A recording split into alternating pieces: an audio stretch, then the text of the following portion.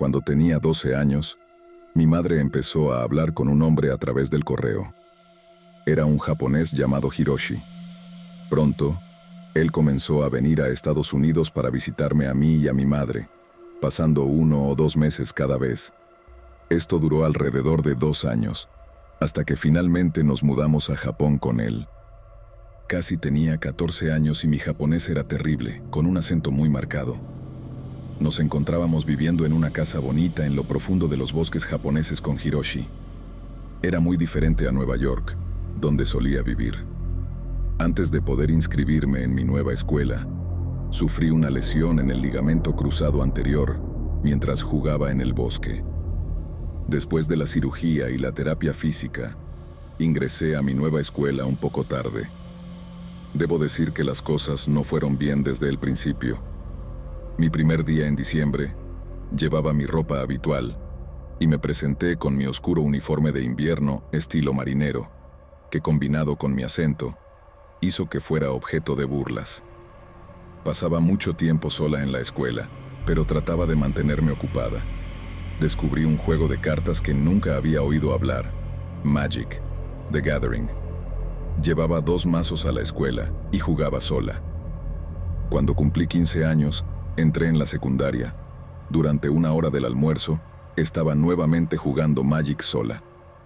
2 chicos, uno un año mayor que yo, llamémoslos Takeshi y Haruki, comenzaron a hablar conmigo. Durante unos meses, los 3 jugamos Magic juntos en el almuerzo. Takeshi y yo empezamos a salir después de cierta persuasión.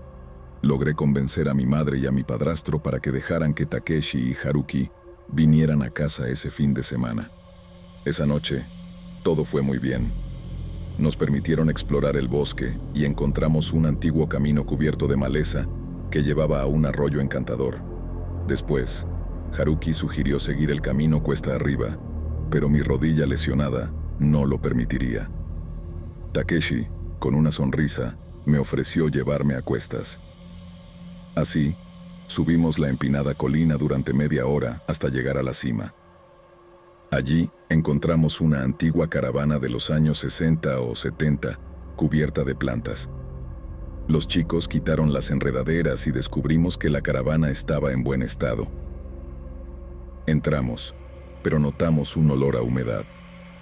Bajo el colchón, encontré una vieja pala oxidada. Haruki comentó que era extraño, y Takeshi lanzó la pala por la puerta abierta.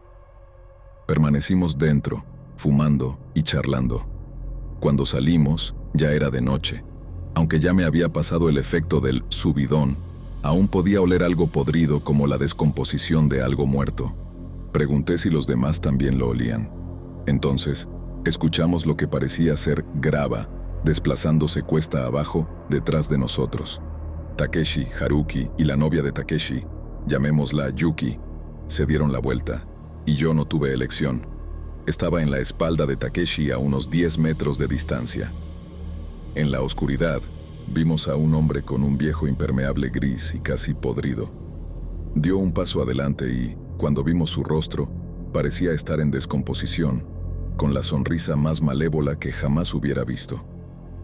Takeshi me bajó bruscamente de su espalda y golpeé el suelo, rodando cuesta abajo por el resto de la colina rocosa. Escuché a los demás alejarse mientras llegaba al fondo. Vi a los 3 cortando por una curva en el camino, escapando de vuelta a mi casa. Me levanté y miré hacia la colina. A no más de 3 metros de distancia estaba esa cosa. Grité tan fuerte como pude mientras comenzaba a acercarse. Me levanté y corrí tan rápido como pude, aunque no era muy rápido y no podía dejar de cojear. Finalmente, logré distinguir la luz de mi porche. Subí al deck y miré hacia atrás, y allí estaba esa figura zombie parada en el borde de la luz. Agarré fuertemente la perilla de la puerta y abrí. Nadie estaba allí. Cerré con llave y me envolví con una manta, llorando. Estaba asustada y me sentía traicionada. Mis únicos amigos me habían dejado para morir. Intenté levantarme, pero mi pierna cedió rápidamente al dolor. Miré por la ventana más cercana y vi a esa cosa mirando hacia adentro. Mantuvimos contacto visual y mi corazón, que ya latía rápido, parecía haberse detenido. No sentía el dolor en mi rodilla ni los hematomas. Ni siquiera escuchaba el tic-tac del reloj de pared. Después de lo que parecieron horas, lo único que podía sentir era algo húmedo y cálido a mi alrededor. No tengo miedo de admitir que me oriné. Escuché el sonido familiar del jeep de mi padrastro mientras miraba a esa cosa, y de repente, simplemente desapareció. Pronto, escuché la puerta desbloquearse y mi padrastro entró. Al verme, corrió hacia mí. Antes de que pudiera preguntar algo, salté y envolví mis brazos alrededor de su cuello, llorando. Por primera vez, lo llamé papá. Lo único que pude decir fue, papá, lo siento, me arruiné mi falda nueva. Él me sostuvo mientras llamaba a mi madre y me llevó a la sala de emergencias. Supuso lo peor y exigió que me hicieran pruebas para asegurarse de que no me hubieran agredido, por así decirlo. Cuando mi madre llegó, me interrogó. Le dije que le contaríamos cuando llegáramos a casa. Horas después, me dieron de alta en una silla de ruedas y supe que necesitaría otra cirugía en mi rodilla. Había dañado parte de mi reconstrucción del ligamento cruzado anterior y tendrían que arreglarlo. Cuando llegamos a casa, tuve que contarles lo que había sucedido. Mi madre nunca creía en lo sobrenatural, pero yo no estaba segura de lo que pensaría mi padrastro. Cuando le conté, su rostro se puso pálido. Le pregunté por qué lucía tan asustado, y fue entonces cuando nos reveló que su padre, aproximadamente un año antes de fallecer, había afirmado haber visto algo con la misma descripción que yo le daba. Mi padrastro relató que su padre habló de eso hasta su último aliento. Empecé a ver sombras moviéndose fuera de las ventanas y a oler ese olor a podredumbre durante unas 2 semanas. Cada noche, tenía pesadillas tan aterradoras que constantemente tenía que lavar mis sábanas y mantas. Después de 2 semanas de terror, mi padrastro compró una nueva casa y nos mudamos lejos de esos bosques profundos. Eso fue hace mucho tiempo. Hoy en día, estoy casada y tengo una hija. Mi esposo es la única otra persona a la que le he contado la historia. Aún hoy, si huelo algo en descomposición, tengo que contener las lágrimas y llamar a mi padrastro, a quien aún llamo papá. A veces, tengo que confesar que aún extraño mi antiguo hogar en Japón con Takeshi y Haruki.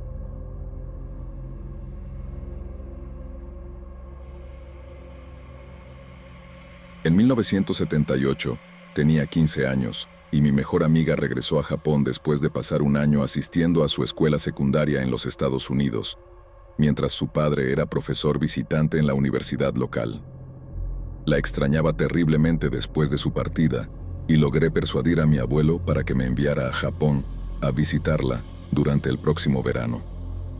Llegué en una tarde de julio, completamente exhausta, pero emocionada. Mi amiga y su madre me llevaron a mi habitación, que era la única habitación tradicional japonesa en la casa, con tatamis y puertas correderas. Esto era común en hogares relativamente prósperos en Japón, con la construcción moderna y comodidades para la mayoría de la casa, pero una habitación tradicional japonesa. Recuerdo que cuando mi madre abrió el armario de la esquina para sacar los futones que serían mi cama, un frío escalofriante emanó de él. No le di importancia. Pensé que un espacio cerrado estaría menos afectado por la temperatura ambiente de la habitación. Dormí profundamente esa primera noche. La siguiente noche, después de retirarme, me quedé despierta escuchando los sonidos de la casa mientras se calmaba para la noche. Escuché clics de interruptores de luz apagándose y puertas de habitaciones cerrándose arriba. Mientras imaginaba las nuevas aventuras que podríamos tener al día siguiente, comencé a escuchar una risa tenue. Parecía venir quizás de una casa vecina. Tal vez había una pequeña reunión allí. Luego, la risa se volvió más fuerte, más cercana, y finalmente, se volvió amenazadora. Era una risa malévola, claramente la risa de un hombre malévolo, que ahora cerraba a mi alrededor, creciendo más y más fuerte. Me dije a mí misma que simplemente debía levantarme e ir arriba a buscar a mi amiga. Estaba completamente despierta. Intenté hacer exactamente eso, solo para descubrir que no podía moverme, ni un músculo. Mis instintos y mi entrenamiento espiritual poco común desde joven entraron en acción. Había practicado yoga desde niña, y justo antes de irme, mi instructor de yoga mencionó algo sobre un hombre santo indio llamado Ramana. Simplemente mencionar su nombre disipaba energías negativas. Intenté decir su nombre en voz alta. Estaba dispuesta a intentar cualquier cosa. Para mi horror, descubrí que tampoco podía hablar. El miedo paralizaba. Mi instinto me dijo que en medio de este terror, lo que tenía que hacer era relajarme. Comencé a imaginarme flotando en un cielo estrellado, una calma en medio de la tormenta que me rodeaba. Intenté decir el nombre del hombre santo nuevamente, y esta vez pude articular la palabra, aunque aún no salía ningún sonido. Ramana, murmuré. Fue como si se hubiera apagado un interruptor. La risa malévola, que se había vuelto ensordecedora alrededor de mis oídos, se detuvo. Pude moverme y consideré subir las escaleras a buscar a mi amiga, pero de alguna manera supe que estaba a salvo ahora, así que decidí no despertarla. Al día siguiente, varios amigos de mi amiga vinieron a tomar té de bienvenida. Les conté la historia de lo que me había sucedido. «Oh sí, eso fue Kanashibari», me dijeron de manera bastante casual, lo que significa envuelto en vendajes. Era algo común en Japón, donde algún espíritu que andaba por ahí decidía divertirse un poco con un humano que descansaba. Procedieron a contarme otras historias de espíritus, tanto juguetones como malévolos, que se especializaban en girar a los niños en sus camas para que despertaran con la cabeza donde habían tenido los pies. No se sorprendieron en lo más mínimo por mi experiencia, y no tuvieron problemas para creer que realmente me habían despertado y que no fue un sueño. Según ellos, la entidad probablemente era demoníaca, a juzgar por mi descripción. Imagino que cualquiera que hubiera escuchado esa risa estaría de acuerdo. Me di cuenta de que la dirección desde la que provenía la risa era el armario de ropa de cama, que había exhibido la corriente fría la noche anterior. Saqué de esa experiencia la idea de que la calma, en presencia de entidades malévolas, es una estrategia poderosa. Mis estudios posteriores de artes marciales servirían para reforzar esa conclusión. «No golpees cuando estés enojado», escuché una vez a un monje tibetano decir. «Podrías fallar».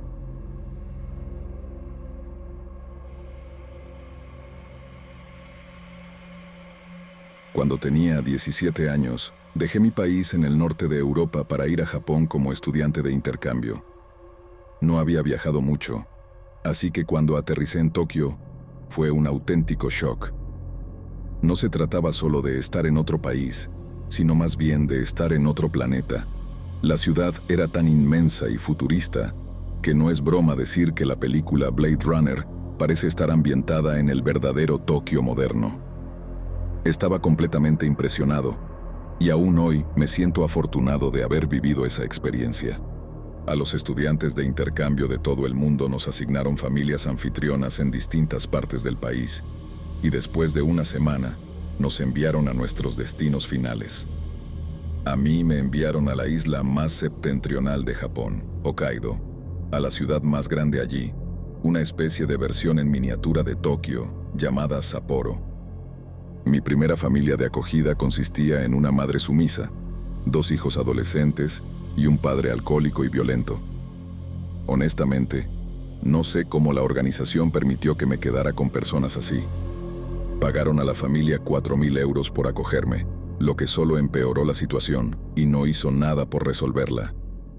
Querían salvar las apariencias y no querían admitir que habían hecho un pésimo trabajo entrevistando a estas personas antes de permitirles cuidar de un joven que estaba aparentemente a millones de millas de casa. Por alguna especie de magia, se me otorgó una beca para una escuela secundaria en un pueblo más pequeño al que había solicitado previamente. Finalmente pude escapar. La escuela más pequeña era una escuela budista y teníamos una oración matutina todos los días en nuestras aulas. También en algunas ocasiones nos reuníamos en el gimnasio, donde a veces un monje budista cantaba, o debería decir murmuraba en voz alta mantras budistas. Venir de un país secular me hacía sentir un poco inquieto, como si me estuvieran absorbiendo en una secta, pero más tarde me di cuenta de que no era tan malo y de hecho añadía cierta mística a esa escuela. En mi clase, tenía algunos chicos muy revoltosos que formaban parte del equipo de béisbol. Ellos eran con quienes pasaba el tiempo y me sentaba en la asamblea. Recuerdo a un chico que siempre coqueteaba conmigo y me mostraba sus abdominales. Lo encontraba divertido más que cualquier otra cosa, pero al ser un chico yo mismo, mi recién descubierto gusto por ser coqueteado por otro chico venía con sentimientos de emoción e incredulidad. Sin embargo, las alegrías incómodas de esta nueva escuela no duraron mucho. Debo decir aquí que toda la escuela exudaba una especie de mística envejecida y degradada. Los pasillos solían estar un poco oscuros, cada puerta era de madera y emitía una vibra particular. Era difícil de describir, pero evocaba todas las historias de fantasmas por las que Japón es conocido. Comencé a ponerme muy ansioso cada vez que estaba solo en esos pasillos o incluso con solo unos pocos amigos en el gimnasio. El sentimiento creció hasta ese día en la asamblea. Un día tuvimos una asamblea en el auditorio, donde uno de los profesores hablaba sobre nuevas actividades escolares. Sobre la asamblea, había 2 habitaciones a las que solo se podía acceder subiendo una larga y sinuosa escalera al lado del escenario. De repente, mientras estaba sentado allí con mis amigos, tuve una sensación muy intensa de que alguien me estaba mirando. Miré a mi alrededor y todo parecía perfectamente normal. El profesor estaba en el púlpito hablando de lo que fuera que estuviera hablando, y los estudiantes estaban escuchando obedientemente. Mis ojos se dirigieron a las 2 habitaciones, elevadas sobre el escenario, y juro que casi pude ver a alguien allí mirándome fijamente.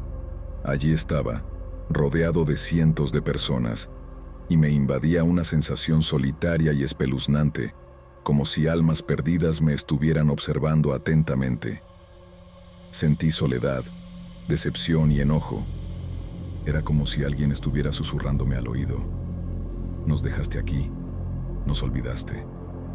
Traté de ignorarlo, pero el sentimiento solo creció.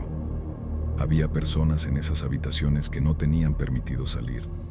Miré más de cerca entrecerrando los ojos y luego los vi. Los vi con mi corazón y mi alma, y con mis ojos. Había docenas de niños en esas habitaciones, mirándome desde las ventanas. Estaban frunciendo el ceño y se veían muy enojados y tristes. Varios de ellos tenían las manos en el cristal y parecía haber una especie de neblina a su alrededor. Inmediatamente me froté los ojos y miré de nuevo. Todavía estaban allí, pero se volvían más tenues por segundo, como si de alguna manera me estuviera alejando más de ellos. En pocos momentos, desaparecieron por completo. No podía creer lo que acababa de ver. Pregunté a algunos amigos a mi alrededor si también lo habían visto, pero solo me miraron raro por interrumpir la asamblea. El resto del tiempo que estuve allí, solo miré fijamente esa ventana de la habitación, esperando que esos niños fantasmales volvieran en cualquier momento. Pero no volvieron ese día. Sin embargo, los vi en otras 2 ocasiones. Después de cada avistamiento de estos niños, sentía más y más que algo estaba definitivamente mal en esta parte de la escuela. Algo terrible había sucedido aquí.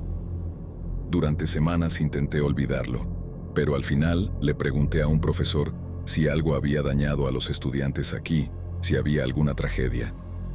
Finalmente admitió que parte de la escuela se había incendiado no hace mucho y que algunos estudiantes habían muerto en el fuego. Asentí y me alejé pensando para mí mismo, pero tendría sentido perfecto en lo que estaba viendo.